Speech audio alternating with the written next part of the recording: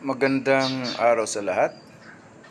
The YouTube channel of the Fraternal Order of Eagles, Limbas Law Corner is back to once again render public service in the field of law or itong aming pagbabahagi ng aming kaunting kaalaman sa larangan ng batas para sa kaalaman ng sambayan ng Pilipino, brought to you by whom? By the Limbas Marangal Eagles Club of the Eastern Rizal Region 2 sa pamamagitan ng inyong lingkod na isa ng mga abogado at isang propesor sa maraming law school sa ating bansa.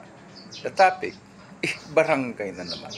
Napakasimpleng topic pero para sa kaalaman ng marami sa atin.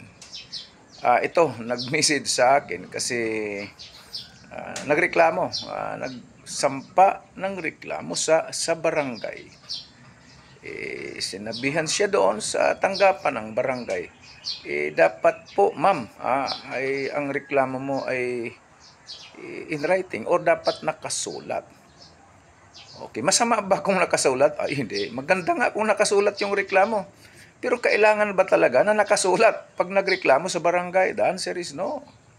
Well, under Republic Act 7160, ano ito? Paulit-ulit na nating sinasabi, itong the Local Government Code of 1991, ay ang reklamo na iparating sa lupon ng barangay can be in any form. It could be in writing. Mas mabuti nga talagang in writing. Or can it be done orally? The answer is yes.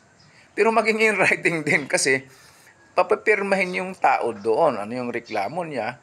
Pero hindi naman kailangan na bago umalis ng bahay, gumawa siya na ng complaint. Ito yung nakasulat. Hindi kailangan. So, mga barangay, kung may reklamong nakasulat, mas mabuti naman. Kung oral lang, ay huwag niyong tanggihan.